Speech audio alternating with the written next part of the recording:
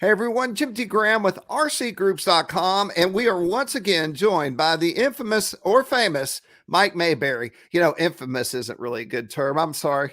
Well, it could apply in some terms, I'm sure. So, um, but no, thanks for having me. I enjoy our little weekly or bi-weekly little chats here. So, So today, everyone, I want to tell you what's coming up, what we're going to talk about. Mike just came back from the Dirt Nitro Challenge. I'm looking at the coverage over here. Mike's headed out to a new show next week. And then we're going to talk a little bit about Joe Knoll. And I will say this right up front. People will say to me at the field, Jim, I want to go to an event. What event should I go to? And if I find out that you have not been to Joe Knoll, I just tell you to stop talking and go ahead and book the dates and take the vacation. It is the grandest RC show I think that you can go to in America. in the world. In I the mean, I world. know there's some big All right. stuff, across the world, but I don't think anything really trumps our, Joe Knoll. And that's definitely a bucket list thing. There's the second place is far, far below. So it's an experience. It's definitely an experience. And we'll get into that in just a little bit. But the first place we're going to go to is the Dirt Nitro Challenge. And I'll try to zoom this in a little bit more. Yeah, so So, the yeah. Dirt Nitro Challenge is a long running RC car event, off-road, 8 scale event that has been spread out, but it's been going on in Paris, California for the last many years. Joey puts on a great event. Unfortunately, this year the weather kind of got to us, and he built this phenomenal ginormous track that became a boat pond, and they had to scramble. And if you see here, they Oh, they built a track. There was an on-road track that they race on regularly there, that called the street, which my buddy Brian Wright runs. And they put the dirt all over his beautiful on-road track, which but it allowed everybody to race.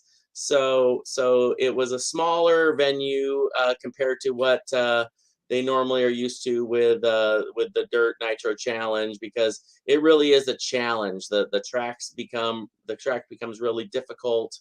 And as you see here, we had a great tent set up. We had heaters going because it was cold. It was yeah. Every cold and photo, you look a rainy. little bit cold. It was chilly. We had a river running through but we got some indoor outdoor carpet to handle that. This is one of my drivers, Deanna. She's a young girl that you don't see a lot of of girls and women in the RC car racing. Same thing with the airplanes. We have Ashley doing our airplane. She's one of our team pilots. Oh, So yes. so we Ashley's been really. doing it for a long time. Yep. This is David Ronafok. David Ronafok is a world champion driver that is now a Hitec driver.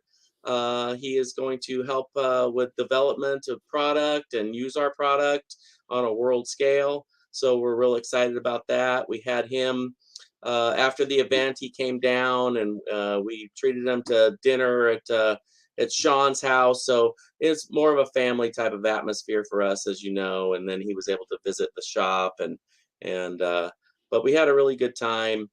Like I said, it was cold, but just being out there again, amongst all the people, all the manufacturers and teams and drivers, it was really a fun deal. So I want to step off for 1 second and kind of jumping out of line here. The word on the street is that you've got some new swag. Yeah. So and I've got it on here, and you see our 50-year anniversary. So Hitec, Hitec as a business was founded 50 years ago, since 1973. So obviously we haven't been in the U.S. That long, but I've been with the company for 27 years, so we've been here a long time, and that's what's cool. We have the 50-year logo. If you see, there's like a servo in the zero there, and the swish that you see with the Hitec logo. We've got some cool hats behind me here, some trucker hats, some flat bill hats. We've got the hoodies. There's even some beanies. We're actually going to sell these on the Hitec website, or Weekender Warehouse is typically where we sell the product. So look for these to be available, and then I think we're going to do some little thing where we might be able to give some of this stuff away. Right. So that's where I come in. Next week, if you're watching this in linear time, but Hitec has a spot at the top of rcgroups.com. Heck, we could go right there and just show you the whole concept. I love showing people how things work. So we're going to share screen. Right here at the tippy top is the Hitec media highlight. And within that spot are multiple stories on new products. Hitec is 50, servos, and things like that. And I'm going to create a thread that will say, I'm not sure of the title yet, but it'll be Ask Mike. And you can ask Mike technical questions. And we will be monitoring this thread. And if we pick we're not sure yet. Don't hold us to anything. We're going to pick some questions to answer live on the broadcast. And then certain lucky individuals will win a hat. So that's kind of the loose plan. We're going to formulate more. And next week, it'll actually all be real and live and solid. So keep your eye on the top of the RC Groups forum and be sure and ask Mike anything. Mike, I'm going to put you on the spot here. Oh, boy. What's the weirdest question anyone's ever asked you? That's a good one. Well, let me just first answer like the most common question, if you're for RC cars, right, or even planes. How fast does it go? How fast does it go? And I always my response is, speed costs money. How fast do you want to go? Because so that's about it. You pay more money, you go faster. But I don't know. It's hard to say. What the craziest question is. Just putting me on the spot, obviously. Right. Yes, let's I see did if it. we can maybe get some crazy questions in the thread that people ask. Right. So yeah, feel free. Throw out anything to me. So I like I said, I've been around a long time. Been in the hobby all my life. So I can answer questions outside of anything Hitec as well. So. But feel free to ask anything that might come up that you think about. If it's too far outside, then we probably won't answer it. But if we do, you may win a hat. Yes. And I will say, I was once in a mini T phase of building all aluminum cars with the fastest everything. And what I learned real quickly is the faster you go, the more stuff you break when you run into the curb or the wall. It's like, oh, I have to rebuild everything. Then you get it all built back and then you whack it into something else. And so speed isn't everything, is my point. No. It's how you control it. So with that said, we're going to move on to where you're going to go next week, which is exciting. Yeah, so the RCX show has been running for many years. We had a pause during COVID, obviously, but went back last year. They have intermixed it with this, what they call Overland Expo, I think is what it's called, Overland Adventure. So there's a lot of stuff for everybody. There's camping equipment. There's really cool builds of Jeeps and off-roading gear. And so there's a good crossover. So we get people at this event that might not necessarily be hobbyists, but they get introduced to it. So if you remember some of our shows in the past where you come up to our booth and it's just a bunch of servos and chargers and stuff, that's not exciting for people that don't know what that's all about. So we're going to have a big collection of RC cars and trucks and some planes and stuff like that in our booth, so that people will they'll kind of be drawn in by how cool the car is, and then we'll tell them what our stuff is, what goes in it. But we're looking forward to that. I believe they have some events outside, so if you're in Southern California, this is at the Fairplex in Pomona. It's going to be the 18th and 19th, so it's next weekend. So please come out and check it out and see us. It's also a great taste of warm weather, especially if you've been in the cold. You head out there, get off the airplane, and it's nice and almost I balmy. hope, because Jim, it Oh, hasn't been right. warm. It That's has right. not been warm in Southern California. It's been rainy and cold. So That's crazy. we always wish, for the California weather, and hopefully it will be. But yeah, normally it is. I've grown up in San Diego, and it's normally 75 degrees and sunny, but we've definitely been experiencing cold trend lately. When I lived in LA, I had a convertible. I still have the convertible Cadillac. I almost never had to put the roof up. That's I how know. little it rained, I had a once a MGB, month. and I think I put the top up like 3 times during the year. Yeah, you only put it up when it rains. Okay, we're going to move into an announcement that we haven't discussed. I really hope it's okay to say this. This is why you should watch the broadcast, because you don't know. If Mike doesn't know what I'm about to say, you certainly don't know. I'm going to switch here and show you what we're going to talk about. Joe Nall Week. And so, like I said before, if you haven't been to Joe Nall, you have to go to Joe Nall. I'm sure you're aware of this, Mike. Boy, I don't know if I can say this or not. Okay, I'm not going to say it. you, Stay tuned you're next gonna week. tease everybody then. Yeah, I'll say next week what I will not say today, although I can say it's well underway and approval has been given, but I didn't tell anyone I might announce such a thing. It involves Hitec. And so I'm just going to, mum's the word. But Mike, I Hey, would love for you to, a little teaser never hurts, right? yeah. And maybe next week I can show you what I'll be talking about, because I have one more person I have to nail some intel down with before everything's nice and solid. Mike Okay. is going to Joe Nall. I am going to Joe Nall. And how many years in a row do you think you've gone? I think I've gone 17 years in a row. At least, yeah. I mean, early on, we didn't go when I was first with the company. But actually, I mean, it started in it really wasn't big until I think probably early 2000s. It started gaining momentum, but 2010, I remember, was just getting bigger and bigger, and but we were there from the start, where it was the main flight line was all there was, and Yeah. then they started the 3D line. So Chris Henson from Extreme Flight said, I want a tent on the 3D line. And we said, hey, if Chris wants a tent on the 3D line, we want a tent on the 3D line. And so we were next to them, was set up, and for years we had a 20 by 20 down there. We had and we kind of drove the excitement down there. We wanted to make sure everybody was doing something. I remember one year it was 1 in the morning, and there must have been 100 people still standing in our tent. And we're like, all right, people, Wow. you don't have to Yeah. go home, but we're going to bed.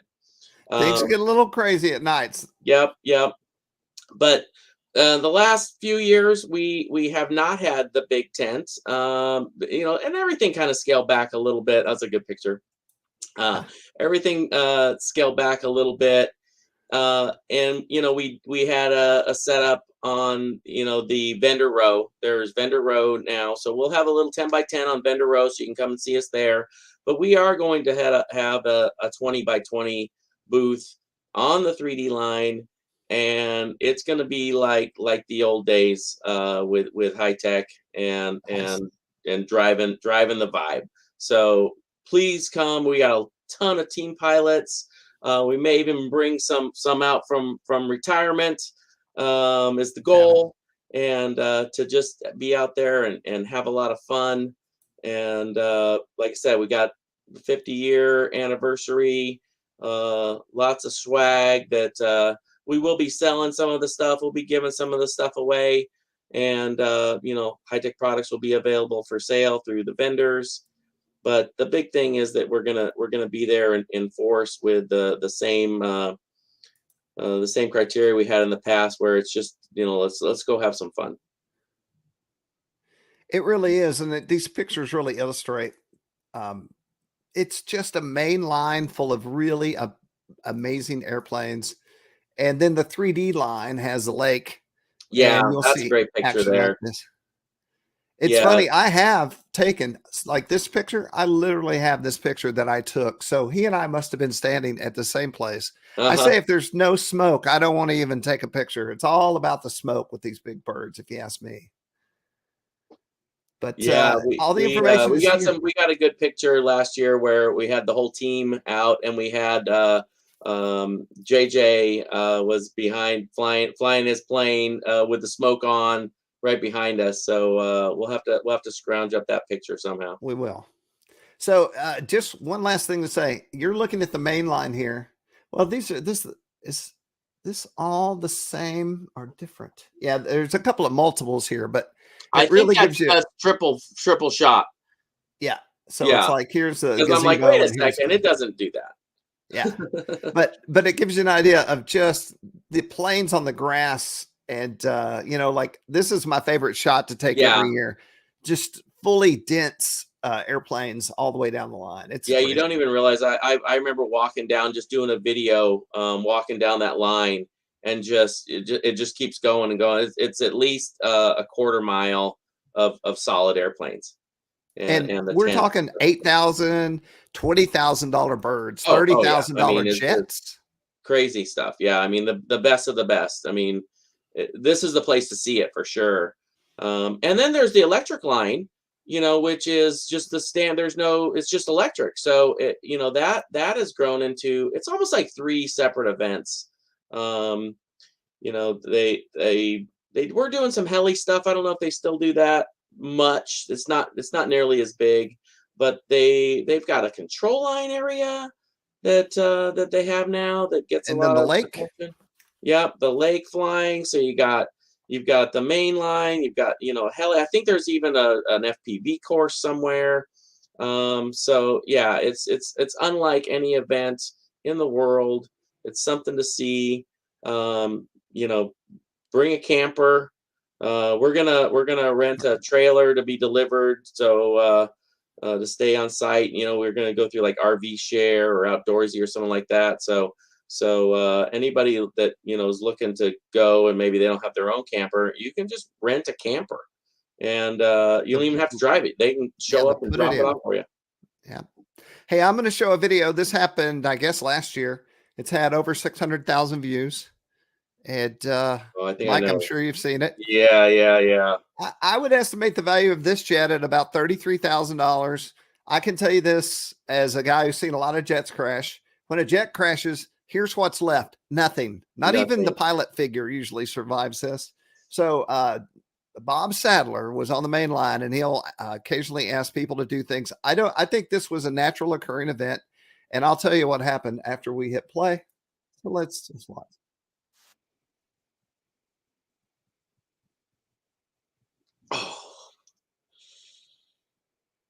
Oh, that's just tough.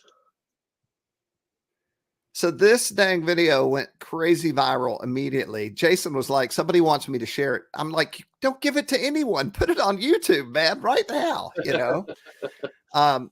So Bob will ask people to do slow rolls, and he was doing a slow roll. And what he didn't take into account was the ground kind of raised up there at the very end and grabbed that Yeah. wingtip. Well, And that was I that. mean, it's impressive, obviously. Is this where we take a phone call? No, we're not taking. Come on.